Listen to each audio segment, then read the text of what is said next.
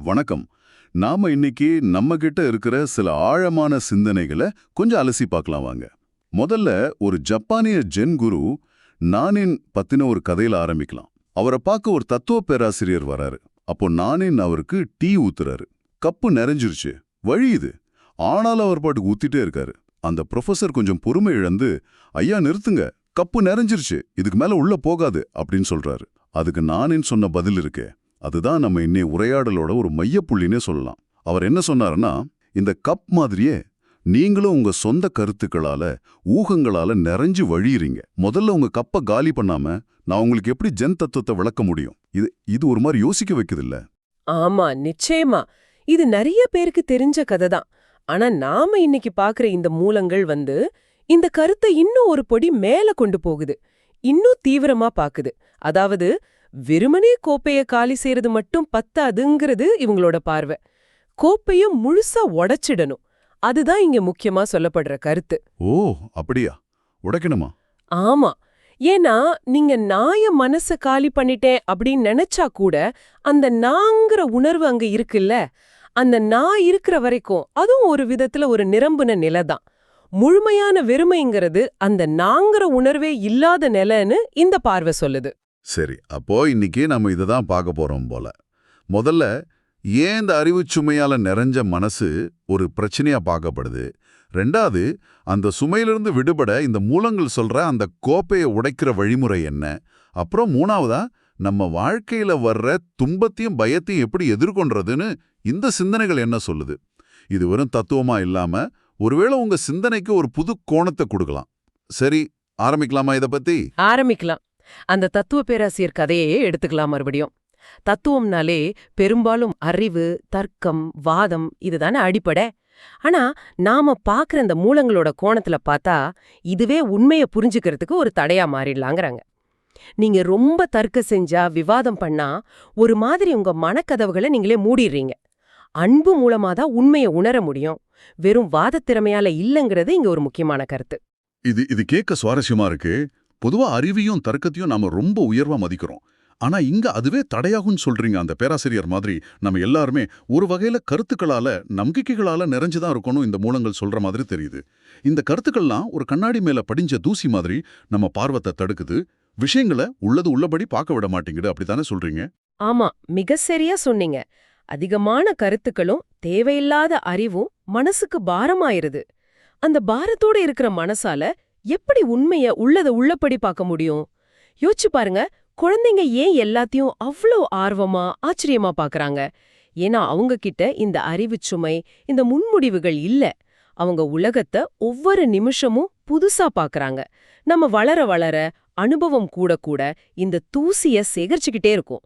அந்த குழந்தை மாதிரி இருக்கிற அப்பாவித்தனத்தை, அந்த திறந்த மனச தக்க வச்சுக்கிறது தான் உண்மையான புத்திசாலித்தனம்னு இந்த பார்வை சொல்லுது. அந்த தூசிய டெய்லி தட்டி விடுறது தான் தியானம்னு ஒரு விளக்கம் இருக்கு. ஓ, அப்படியானா? நான் என்கிட்ட வந்த பேராசிரியர் பதில்களை தேடி வந்தாரு. ஆனா நான் என்ன பண்ணார்னா, பதில குடிக்கிறதுக்கு பதிலா அவருடைய கேள்விகளே எழாத ஒரு புது மனநிலையை உருவாக்க ட்ரை பண்ணாரு. அதுதான் இந்த கோப்பையை காலி பண்ற வேலை.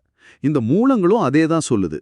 அதாவது இங்க பதில்கள் தரப்படல, ஆனா ஒரு மனமாற்றத்துக்கான வழி காட்டுறாங்க. அந்த மாற்றமே எல்லா கேள்விக்கும் பதிலா அமையும்னு சொல்றாங்களாம். ஆமா, கிட்டத்தட்ட அப்படிதான். பௌத்தத்துல சொல்ற மாதிரி கடல்ல எந்த இடத்துல தண்ணி எடுத்து குடிச்சாலும் உப்பு ஒண்ணுதான். அது மாதிரி உங்க கேள்வி என்ன ஆவேனா இருக்கலாம். ஆனா வாழ்க்கையோட அடிப்படை பிரச்சனைக்கான பதில் ஒண்ணுதான். அது தியானம் இல்ல ஒருவித உள்நிலை மாற்றம். தியானம்ங்கிறது உங்களை எப்படி அமைதிப்படுத்துறது, எப்படி அந்த மன சுமைய குறைக்கிறதுங்கிறது தான். ஆனா நாம் ஆரம்பத்துல சொன்ன மாதிரி இந்த குறிப்பிட்ட பார்வை வெறுமன மனச காலி பண்றதோட நிக்கல. அதை விட தீவிரமா ஒன்ன முன்வைக்குது. அந்த நாயின் கதையிலே டீ நெறிஞ்சு வழிஞ்சதும் ப்ரொஃபசர் பதட்டமாயிட்டார்ல. நாயின் அப்போ கேட்டதா சொல்வாங்க, உங்க கையில இருக்கிற கப் நிறைஞ்சு வழியறத பத்தி இவ்ளோ கவனமா இருக்கீங்களே, உங்க மனசு கருத்துக்களால நிறைஞ்சு வழியறத பத்தி ஏன் கவலைப்படல அப்படின்னு. இது நம்ம எல்லாருக்குமே பொருந்தும் போல. நாம படிச்சது, கேட்டது, நம்புறதுன்னு ஏற்கனவே நிறைஞ்சு வழியிறோம். இதுல புதுசா எதையும் சேர்க்க இடம் இல்லையா? அது ஒரு படி. ஆனா இந்த மூலங்கள் இன்னும் அழுத்தமா சொல்லுது. ஒரு இடத்துல ஆசிரியர் சொல்றதா இருக்கு, காலி கோப்பைய நான் அனுமதிக்க மாட்டேன். ஏன்னா காலி கோப்பைய பார்த்தா நீங்க உடனே அதை எதையாவது வச்சு நிரப்பிடுவீங்க. மனுஷங்களுக்கு வெறுமைய கண்டா அவ்ளோ பயம். அதனால கோப்பைய முழுசா உடைச்சிடணும். அப்போ நீங்க நினைச்சாலும் அதை நிரப்ப முடியாது அப்படின்னு சொல்றாரு. அடேங்கப்பா, இது ரொம்ப தீவிரமான யோசனையா இருக்கே. கோப்பைய உடைக்கிறதுன்னா என்னது, அகங்காரத்தோட வடிவத்தையே சிதைக்கிறதுன்னு அர்த்தமா? நான், என் அறிவு, என் கருத்து, என் நம்பிக்கைன்னு இருக்கிற அந்த மையத்தையே இல்லாமாக்குறதா? அப்படி ஒரு முழுமையான வெறுமை வரும்போதுதான் அங்க தெய்வீகம் இல்ல உண்மை நுழைய முடியும் இல்ல வெளிப்பட முடியும்னு இந்த பார்வை சொல்லுதா? இது ஒரு முழுமையான சரண்டர் மாதிரி தெரியுதே. ஆமா, இது முழுமையான சரணடைதல தான் குறிக்குது. இதுக்கு ஒரு உதாரணம் கூட சொல்றாங்க. போதி தர்மர் கிட்ட ஒரு சீடர் வந்து, குருவே, நீங்க சொன்ன மாதிரியே நான் எல்லாத்தையும் திறந்துட்டேன். நான் இப்போ சுத்தமா காலியா இருக்கேன்னு சொன்னாராம். அத கேட்ட போதி தர்மர் அவரை தன் தடியால் அடிச்சு, போய் இந்த நான் காலியா இருக்கேங்கிற எண்ணத்தையும் தூக்கி எறிஞ்சிட்டு வான்னு சொன்னாராம். ஏன்னா நான் காலியா இருக்கேன்னு சொல்லும் போதே அந்த நான் அங்க இருக்கு, பலமா இருக்கு. அந்த நான் இருக்கிற வரைக்கும் அது உண்மையான வெறுமை இல்ல. இந்த மனச்சுமைய நம்ம தேவையில்லாம சுமக்குறோன்னு விளக்கறதுக்கு ஒரு கிராமவாசியோட கதையும் இந்த மூலங்கள்ல வருதுல்ல. முதல் தடவையா ட்ரெயின்ல போற ஒரு கிராமவாசி தன் தலையில ஒரு பெரிய மூட்டையை வச்சுக்கிட்டே இருக்காராம். மத்தவங்க கேட்டும் கீழே வைக்கலையாம். ஆமா ஆமா நான் டிக்கெட் எடுத்தது என் பயணத்துக்கு மட்டும்தான், இந்த மூட்டைக்கு இல்ல. இத கீழே வச்சா ட்ரெயினுக்கு பாரம் அதிகமாயிடும்னு அவர் நினைக்கிறதா சொல்றாங்க. ஆமா, அது ஒரு அருமையான உவமை பாருங்க. ரயில் அவரை மட்டும் இல்ல, அவர் மூட்டையையும் சேர்த்து தான் தூக்கிட்டு போகுது. அவர் தலையில வச்சாலும் சரி, கீழே வச்சாலும் சரி, ரயிலுக்கு என்ன வித்தியாசம்? அது மாதிரி தான் நம்ம மனசும். நாம சுமக்கிற கவலைகள், கருத்துக்கள், திட்டங்கள் எல்லாம் இப்படிப்பட்ட தேவையில்லாத சுமைதான். நாம் அதை இறக்கி வச்சாலும் வாழ்க்கை நம்மள சுமந்துக்கிட்டு தான் இருக்கும். இந்த சுமைய கீழே வச்சா நாம பாரமில்லாம உணர முடியும்னு இந்த பார்வை சொல்லுது. ரொம்ப சுவாரஸ்யமான பார்வை. யோசிச்சா மரங்கள், பறவைகள், பூக்கள் எல்லாம் பாருங்க, மனம் இல்லாமலே எவ்வளவு அழகா, இயல்பா, ஒரு விதத்துல சந்தோஷமா இருக்கு. குழந்தைங்க கூட சமூகத்தோட தாட்டத்துக்கு வர்ற வரைக்கும் பெரும்பாலும் மனம் இல்லாமலேயே இயங்குறாங்க. இந்த மனம்ங்கிற சுமை இல்லாமலே இதெல்லாம் இயங்கும்போது நாம மட்டும் ஏன் இதை கெட்டியா புடிச்சுக்கிட்டு இருக்கோம்? இதை ஒரு கணம் இறக்கி வைக்க முடிஞ்சா ஒரு புது பரிமாணத்தை, ஒரு பாரமற்ற நிலையை உணர முடியும். அந்த பாரமற்ற நிலைதான் வானத்துல பறக்கிறதுக்கான சிறகுகளையும் அதே சமயம் பூமியில ஆழமா வேறுன்றதுக்கான பலத்தையும் கொடுக்கும்னு இந்த மூலங்கள் சொல்லுது. சரி, இந்த நிலையை அடைய அந்த மனக்கோப்பையை உடைக்க வெறும் தத்துவமா பேசிட்டு இருந்தா போதுமா? இல்ல அதுக்குன்னு குறிப்பிட்ட பயிற்சி முறைகள் ஏதாவது இந்த மூலங்கள்ல சொல்றாங்களா? பேசுறது சுலபம், ஆனா செய்யறது கஷ்டம். துன்பத்தையும் பயத்தையும் எதிர்கொள்ற அதே நேரம் அந்த மனக்கோப்பையை உடைக்கிறதுக்கு ஏத்த மாதிரி சில குறிப்பிட்ட பயிற்சிகளையும் இந்த மூலங்கள் சொல்லுது இல்லையா? அதை கொஞ்சம் விளக்க முடியுமா? ஆமா, சில குறிப்பிட்ட தியான பயிற்சிகளை பத்தியும் இந்த மூலங்கள்ல விரிவாவே பேசப்படுது. இது வெறும் சடங்கு இல்ல, மனச கடந்து போறதுக்கான உளவியல் நுட்பங்கள்னு சொல்லப்படுது. முதல்ல காலை தியானம். இதுல தீவிரமான ஆனா ஒரு ஒழுங்கில்லாத சுவாசம், கேயோட்டிக் பிரீதிங் செய்ய சொல்றாங்க. 10 நிமிஷத்துக்கு எவ்வளோ வேகமா ஆழமா முடியுமோ அப்படி சுவாசிக்கணும். இது உடம்புல இருக்கிற ஆற்றலை தட்டி எழுப்ப உதவுமா. ஓஹோ. அதை தொடர்ந்து அடுத்த 10 நிமிஷத்துக்கு கெத்தார்சிஸ்னு சொல்ற உணர்ச்சி வெளிப்பாட்டுக்கான நேரம். கெத்தார்சிஸ்னா ஒன்றும் இல்லை, அடக்கி வச்சிருக்கிற உணர்ச்சிகள், கோபம், துக்கம், அழுகை, சிரிப்பு எதுவா இருந்தாலும் அதை முழுசா எந்த கட்டுப்பாடும் இல்லாம வெளிக்கொட்டணும். பைத்தியம் பிடிச்ச மாதிரி நடிக்க சொல்றாங்க. ஏன்னா மனம்ங்கிறது அடக்கப்பட்ட உணர்ச்சிகளோட குவியல். அதை வெளியேத்தாம அமைதி அடைய முடியாதுன்னு இந்த பார்வை சொல்லுது. இது கேட்கவே கொஞ்சம் வித்தியாசமா இருக்கே. பொதுவா தியானம்னா அமைதியா உட்கார்ந்து பண்றதுன்னு தான் நினைக்கிறோம். ஆனா இங்க தீவிர சுவாசம், உணர்ச்சிகளை வெளிப்படுத்துறது என்ன நோக்கமா இருக்கும்? இதுக்கு நோக்கம் என்னன்னா, மனசோட அடுக்குகள்ல தேங்கி நிக்கிற அழுத்தங்களை வெளியேத்துறது. ஒரு புயலுக்கு அப்புறம் வர அமைதி மாதிரி. அந்த உணர்ச்சிகளை வெளிக்கொட்டினதுக்கு அப்புறம் 3வது கட்டமா 10 நிமிஷத்துக்கு கைகளை மேல தூக்கிட்டு குதிக்கால்ல குதிச்சுக்கிட்டே ஹூ ஹூ ஹூ அப்படிங்கிற மந்திரத்தை ஆழமா உச்சரிக்க சொல்றாங்க. இந்த சத்தம் உடலோட பாலியல் மையத்தை தாக்கி ஆற்றலை மேல நோக்கி எழுப்ப உதவுங்கிறது இதன் விளக்கம்.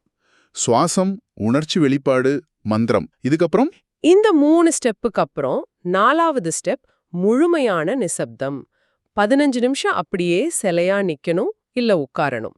என்ன நடந்தாலும் அசையாம ஒரு சாட்சியா அதை கவனிக்கணும். இந்த 4 படிகளும் சேர்ந்தது தான் காலை தியானம். இது மனசோட குப்பைகளை கிளறி அதை வெளியேத்தி ஒருவித வெறுமையை உருவாக்க உதவும் ஒரு வழி. சரி, இது காலையில பண்றது. மதியம் சாயங்காலம் இதுக்கெல்லாம் வேற முறைகள் இருக்கா? இருக்கு. மதிய தியானம் நடனம், கொண்டாட்டம் சம்பந்தப்பட்டது. ஆனா அது ஒரு மாதிரி பாதி மயக்க நிலையில செய்யணும். முழுசா விழிப்பாவும் இல்லாம, முழுசா மயக்கத்திலயும் இல்லாம, ஒரு போதை ஏறினவர் மாதிரி ஆடவும் பாடவும் செய்யணும். இரவு தியானம் இன்னும் வேற. அது சூஃபி சுழற்சின்னு சொல்ற ஒரு முறை. இது ரொம்ப சக்தி வாய்ந்ததா சொல்றாங்க. சூஃபி சுழற்சியா? அது கொஞ்சம் சொல்லுங்களேன். சூஃபி சுழற்சிங்கிறது ஒரு தீவிரமான தியான பயிற்சி. இதுல உடல் சுழற்சி மூலமா மனசோட கட்டுப்பாடுகளை தளர்த்தி ஒருவித பரவச நிலைய அடைய முயற்சி பண்றாங்க. கண்கள் திறந்திருக்கணும், ஆனா எதையும் கவனிக்க கூடாது. உடல் ஒரு குயவன் சக்கர மாதிரி வேகமா சுத்தணும். வலது கை மேல நோக்கியும் இடது கை கீழே நோக்கியும் இருக்க உடல் தன்னைத்தானே சுத்தும். மையம் மட்டும் அசையாம இருக்கணும். ஆரம்பத்துல மெதுவா, அப்புறம் வேகமா, கடைசியில உடல் ஒரு ஆற்றல் சூறாவளி மாதிரி பயங்கர வேகமா சுழலும். ஓ, இந்த சுழற்சியோட நோக்கம் நான் சுத்துறங்கிற எண்ணத்தை கரைச்சு அந்த சுழற்சியாவே மாறிடுறது. 1 மணி நேரம் இது தொடரலாம். உடல் தானா கீழே விழுகிற வரைக்கும் நிறுத்தக்கூடாதுன்னு சொல்லப்படுது. விழுந்ததும் வயிறு தரைய தொடுற மாதிரி கண்கள் மூடிய நிலையில படுத்துக்கணும். பூமி தாயோட இணையிற மாதிரி உணரணுமா. இந்த சுழற்சி உடம்புலயும் மனசுலயும் ஒருவித போதைய, ஒருவித விடுதலைய ஏற்படுத்துமா. இது சூஃபிகள் மஸ்தின்னு சொல்ற பரவச நிலைக்கு கொண்டு போகலாம். இதுவும் அந்த நான்கிற உணர்வு, அந்த கோப்பைய உடைக்க உதவும் ஒரு வழி. இந்த தியான முறைகள்லாம் பார்த்தா ரொம்ப தீவிரமா வழக்கத்துக்கு மாறா இருக்கு. இது எல்லாமே மனசோட பிடிய தளர்த்தி அந்த வெறுமை அனுபவிக்க ஹெல்ப் பண்றதுக்காக டிசைன் பண்ணதுன்னு தோணுது. இன்னொரு சுவாரஸ்யமான விஷயத்தையும் இந்த மூலங்கள் சொல்லுது. ஆசிரியர் தன் இருப்பை விட தன் காலி நாற்காலிய முன்னிறுத்துறது பத்தி. அது ஏனா? ஆமா, ஆசிரியர் சொல்றதா வருது. நான் உங்க கூட இருக்க மாட்டேன், என் காலி நாற்காலி மட்டும்தான் அங்க இருக்கும்.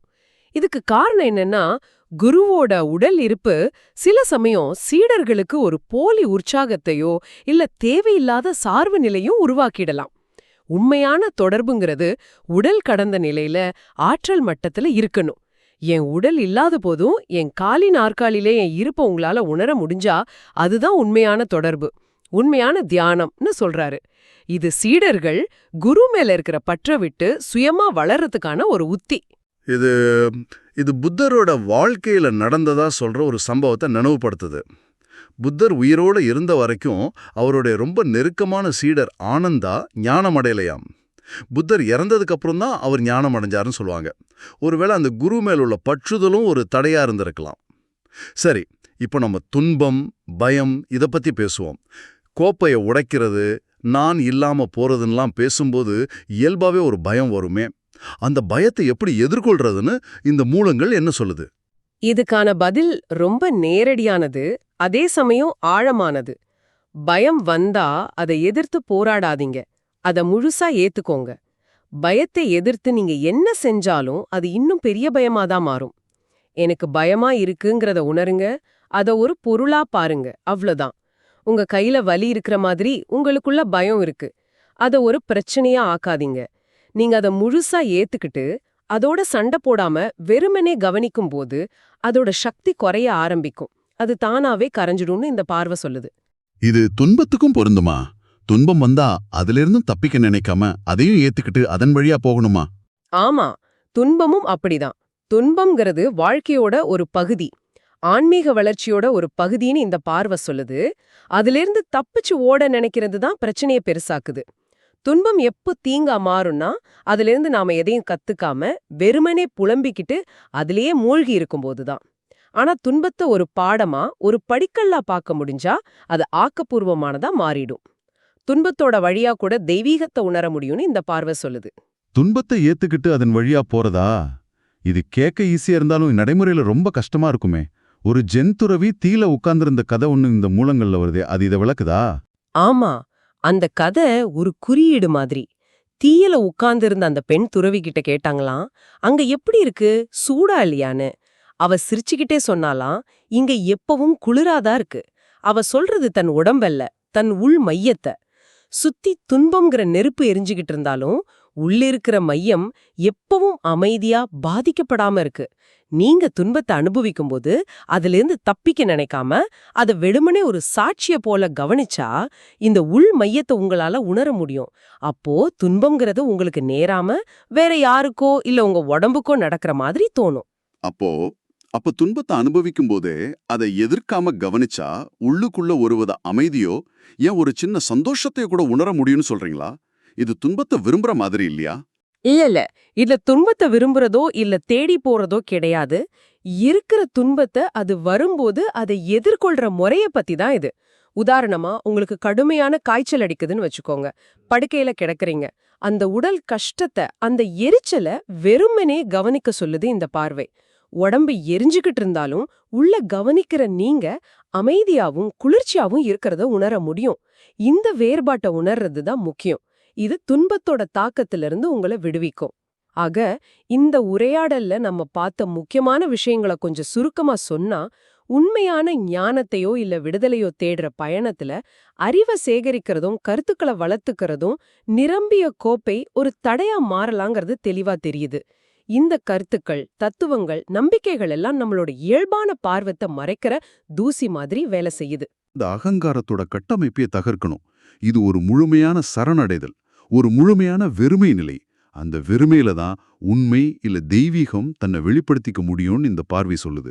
ஆமா, துன்பம் வரும்போது அதிலிருந்து தப்பிக்க நினைக்காம அதை ஏத்துக்கிட்டு விழிப்புணர்வோட அது வழியா போகணும். பயம் வந்தா அதையும் எதிர்த்து சண்டை போடாம அது ஒரு நிகழ்வா ஏத்துக்கிட்டு கவனிக்கணும். இப்படி செய்யும்போது துன்பம் ஆக்கப்பூர்வமானதா மாறும், பயத்திலிருந்து விடுதலை கிடைக்கும். துன்பத்தை வெறுமனே ஒரு சாட்சியா இருந்து பார்க்கும்போது அதோட பிடியிலிருந்து விடுபட்டு உள்ள இருக்கிற அமைதியான பாதிக்கப்படாத மையத்தை உணர முடியும்னு இந்த மூலங்கள் வழிகாட்டுது. சரி, இந்த மனமாற்றத்துக்கும் கோப்பையை உடைக்கிறதுக்கும் உதவக்கூடிய சில கருவிகளா தீவிர சுவாசம், உணர்ச்சிகளை வெளிப்படுத்துற கெதார்சிஸ், ஹூ மந்திர உச்சாடனம், பாதி மயக்க நிலையில ஆடுறது, முழு மயக்க நிலையில சூஃபி சுழற்சி பண்றதுன்னு சில குறிப்பிட்ட தியான பயிற்சிகளும் சொல்லப்பட்டிருக்கு. இது ஒவ்வொன்றும் மனசோட பிடிய தளர்த்த உதவும் வெவ்வேறு வழிகள்னு புரியுது. சரி, இந்த உரையாடலோட இறுதியில உங்களை நீங்களே கேட்டுக்க ஒரு கேள்வியை விட்டுட்டு போறோம். இந்த மூலங்கள்ல ஒரு இடத்துல இப்படி சொல்லப்படுது: நாம ஒவ்வொருத்தரும் நமக்குள்ள கடவுளை கருவுல சுமக்கிறோம். அந்த கடவுளோட பிறப்பு தாமதமாகறதால தான் இத்தனை வேதனைகளையும் துன்பங்களையும் அனுபவிக்கிறோம். நீங்க உங்க மனக்கோப்பைய உடைக்க துணிஞ்சா அந்த முழுமையான வெறுமையிலிருந்து உங்களுக்குள்ள பிறக்க காத்திருக்கிறது எதுவா இருக்கும்னு நினைக்கிறீங்க? இத பத்தி கொஞ்சம் யோசிச்சு பாருங்க.